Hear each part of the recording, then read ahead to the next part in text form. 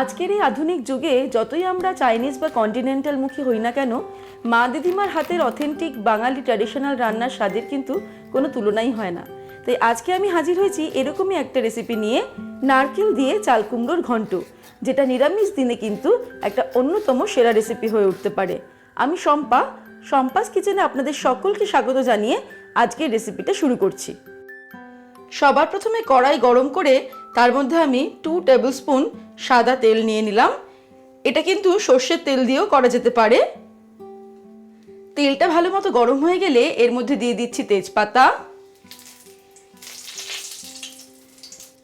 2 শুকনো লঙ্কা দিয়ে দিলাম, আর দিয়ে দিচ্ছি হাফ টিস্পুন পাঁচফোড়ন। ফোড়নটাকে আমি 10-15 সেকেন্ড ফ্রাই করে নেব। এবারে আঁচটাকে একদম কমিয়ে দিয়ে দিচ্ছি হাফ টিস্পুন হলুদ গুঁড়ো, হাফ টিস্পুন দিয়ে দেব লঙ্কার গুঁড়ো, জিরের গুঁড়ো দিয়ে দিচ্ছি 1 টিস্পুন, আদা বাটা দিয়ে দিচ্ছি 1 টিস্পুন। তারপরে 1 টেবিল স্পুন জল দিয়ে মশলাটাকে আমরা কষিয়ে নেব।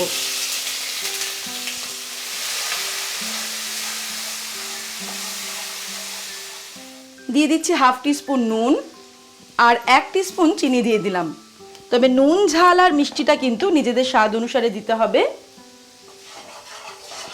মশলাটা যেই ভাজা ভাজা হয়ে যাবে এর মধ্যে আমি দিয়ে দেব নারকেল কোড়া। একটা নারকেলের অর্ধেকটা আমি কুড়িয়ে রেখেছি, নারকেল কোড়াটা দিয়ে দিচ্ছি। নারকেল কোড়া দিয়ে মশলাটার সাথে ভালো করে মিশিয়ে নেব আর এটাকে ফ্রাই করব মিডিয়াম আঁচে। 2 মিনিট মতো আমি নারকেলটাকে ফ্রাই করে নিলাম। এবার কিন্তু মশলাটা আমাদের একদম কষানো হয়ে গেছে। এর মধ্যে আবার দিয়ে দেব চাল কুমড়ো, যেটা আমি আগেই কেটে রেখেছি। কেটে নিয়ে ভালো করে ধুয়ে জলটাকে ঝরিয়ে নিয়েছি। ভালো করে মশলার সঙ্গে মিশিয়ে নেব।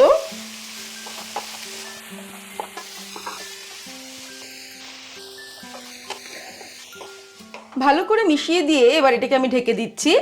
10 মিনিটের জন্য আমি ঢেকে দেব, তবে আঁচটাকে কিন্তু মিডিয়াম টু লোতে রেখেছি। 10 মিনিট পরে ফিরে আসছি। 10 মিনিট হয়ে গেছে।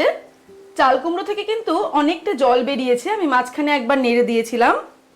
দেখে নিতে হবে চাল কুমড়োটা সিদ্ধ হয়েছে কিনা।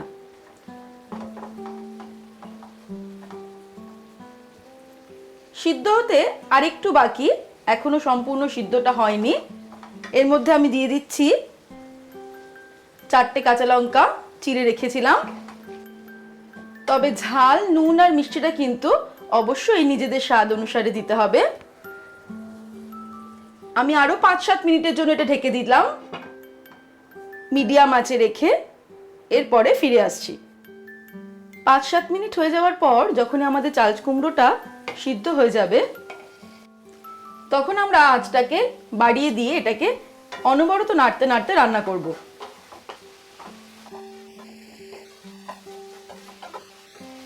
এই সময় কিন্তু নাড়াটা থামালে চলবে না, তাতে নিচে লেগে যেতে পারে। তাই নাড়তে নাড়তে আমাদের রান্নাটা করতে হবে। আর যতক্ষণ এই জলটা সম্পূর্ণ শুকিয়ে গিয়ে তেল বের হচ্ছে ততক্ষণ কিন্তু রান্নাটা করতে হবে। এর মধ্যে আমি অ্যাড করে দিচ্ছি হাফ টিস্পুন মতো গরম মশলার গুঁড়ো,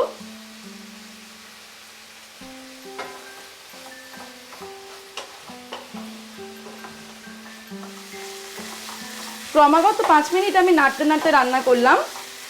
এখন কিন্তু জলটা শুকিয়ে গিয়ে তেল বেরিয়ে এসেছে। এবারে আমি ওভেনটাকে অফ করে দেব। আমাদের নারকেল দিয়ে চাল কুমড়োর ঘন্ট কিন্তু একদম রেডি। এটাকে এবার আমি গরম গরম ভাতের সঙ্গে সার্ভ করব। তাহলে দর্শক বন্ধুরা, কেমন লাগলো আজকের এই পুরনো দিনের মা দিদিমার হাতের অথেন্টিক বেঙ্গলি রেসিপিটা? কমেন্ট সেকশনে আমাকে অবশ্যই কমেন্ট করে জানাবেন এবং ভালো লাগলে লাইক শেয়ার করতে ভুলবেন না।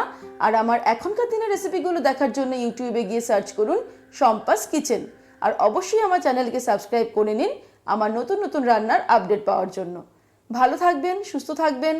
আমি আবার হাজির হব নতুন নতুন রেসিপির সঙ্গে। নমস্কার।